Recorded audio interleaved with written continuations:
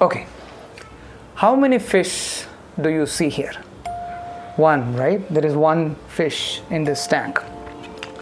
But when I take this mirror and keep it like this, now you can see one fish and its mirror image. You won't say that there are two fishes. But now is the interesting part. If I take this away and rotate the tank 45 degrees, now how many fish do you see? You can see at least two. Which one do you think is the real fish? Is it this one or this one? We will get to that in a moment, but before that, let me tell you what this video is all about. So at first, we are going to discuss some very interesting thoughts about our own existence. But I want you to stay with me for a little longer, because we will also look at why most of these ideas could also be pointless, despite being very interesting and thought-provoking. But first, back to the fish. Which one do you think is the real fish? You may say that both are not real, both are just images, and the real fish is somewhere inside the tank. We always see its image and never the real fish, which is inside the water. Now, let's compare this with looking at anything in this world. For example, if you are looking at me, what you finally see is the light rays that is reflected off of me and hitting your eyes, and the final image that is interpreted by your brain. It's never the real me. Whatever you see, you're going to see an image that is created always by your brain. So the me that you see, do I really exist, or it's always an illusion? It's a thought that humans have been pondering for ages, and I myself have been thinking about this for more than a decade. I'm pretty sure that you also would have thought about it at some point or the other. But today, let's dive a little deeper. We are living in this beautiful place called Earth. We have got mountains, cars, trees, cats, dogs, whatnot. What if I tell you the cat and the dog that you just saw are not two different animals, but one? Let me explain. So if you look at the image itself of the cat and dog on the screen, it's easy for us to see them as two different animals.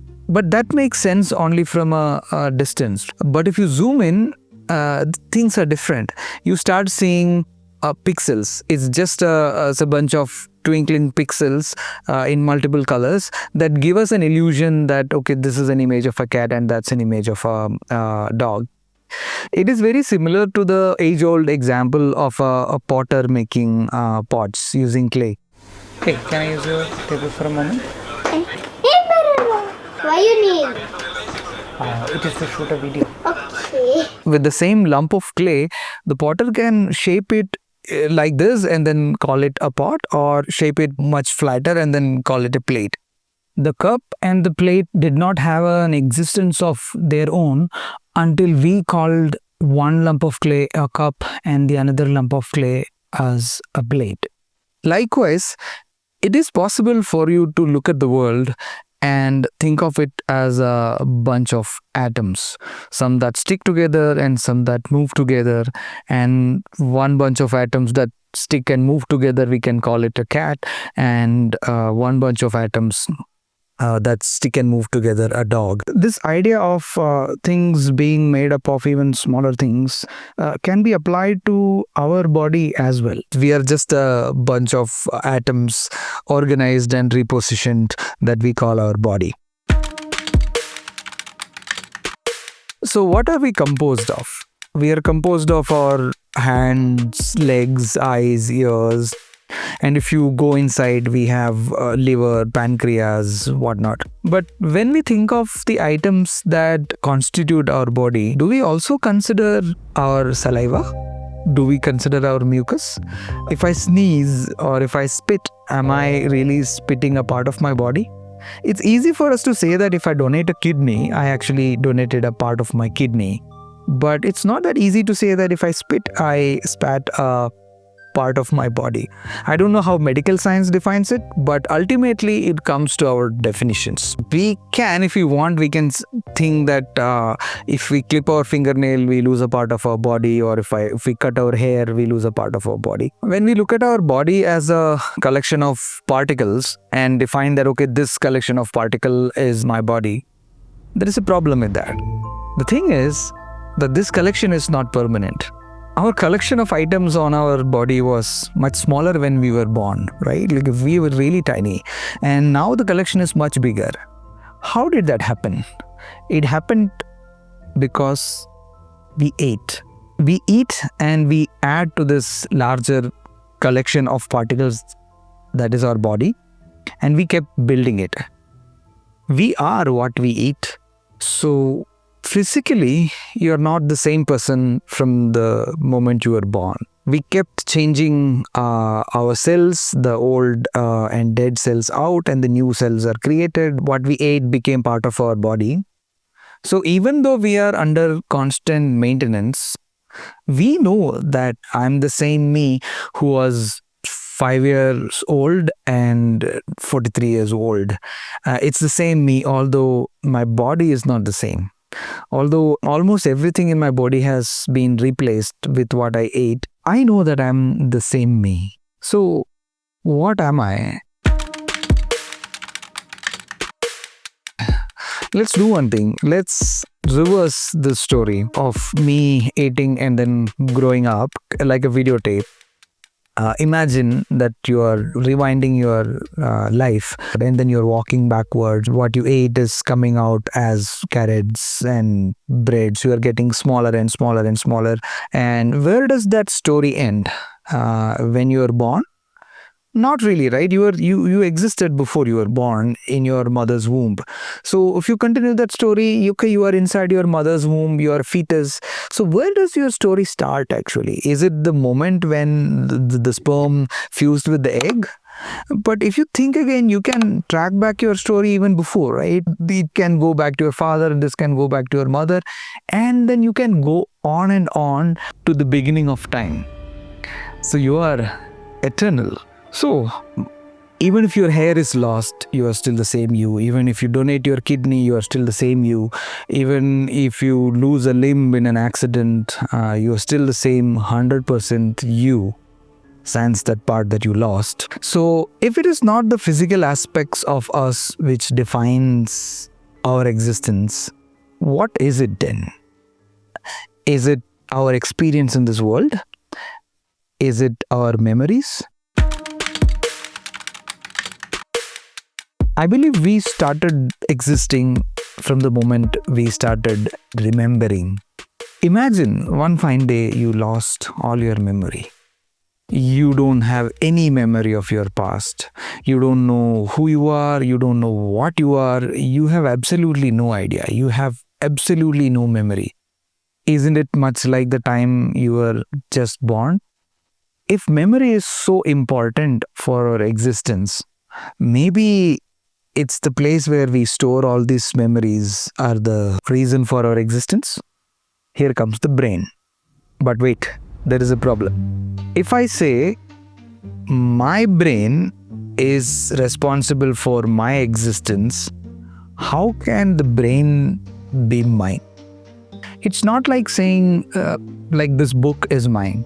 I can say that this book is mine because this book is outside the definition of what constitutes me. But when the brain itself becomes me, it can't be mine, right? So it seems it's not the stuff in which we have stored our memory that is the most important, but the memory itself.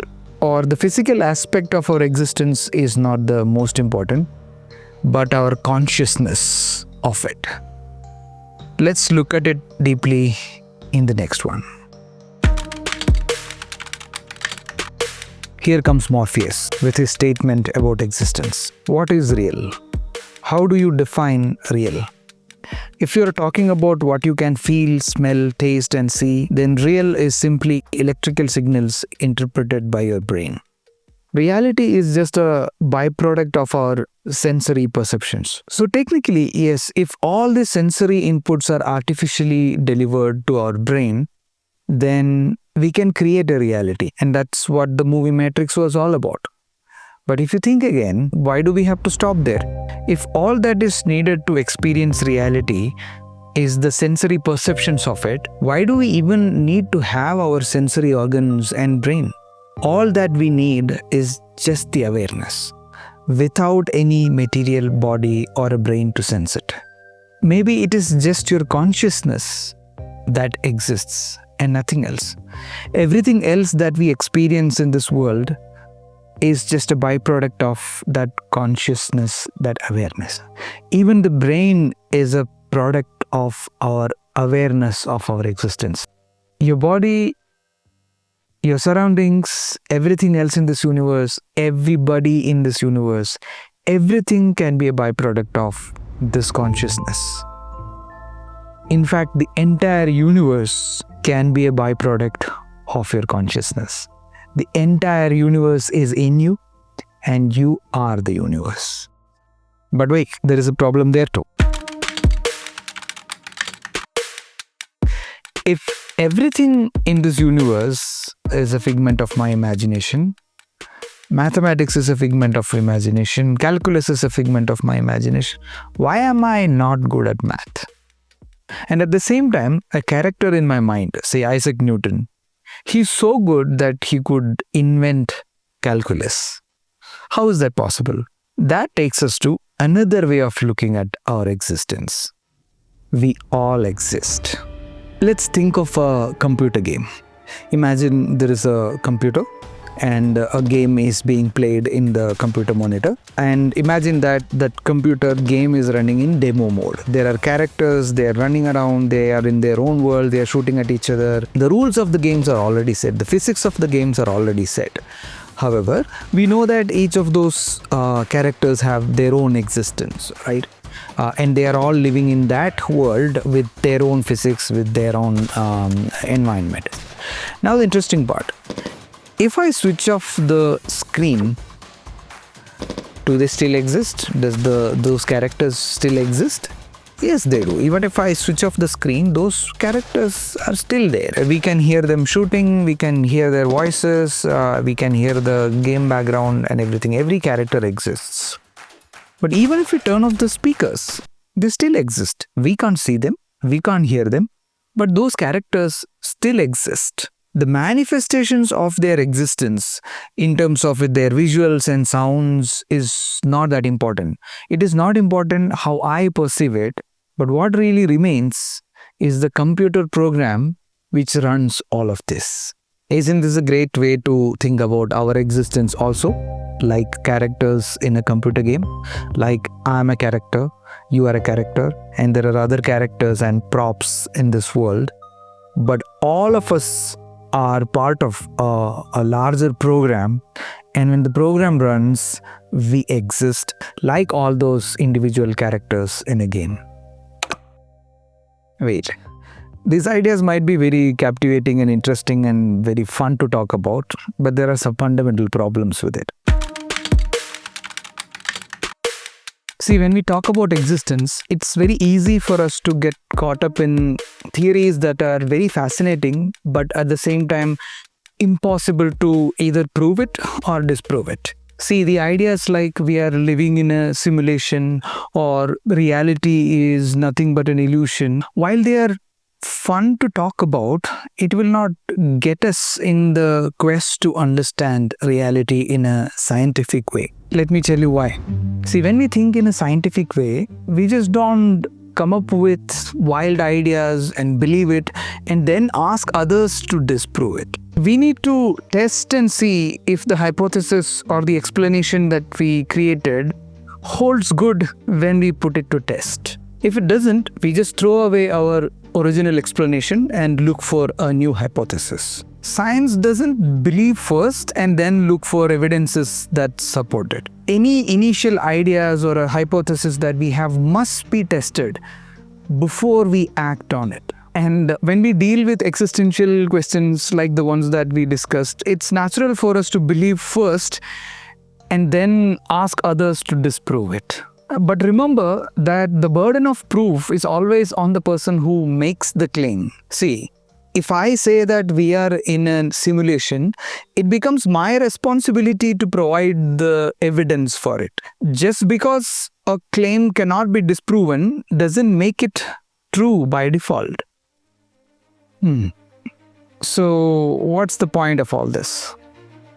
Well, to start with, it's natural for sentient beings like us to ponder about our existence, so that's there. But it's fun, isn't it?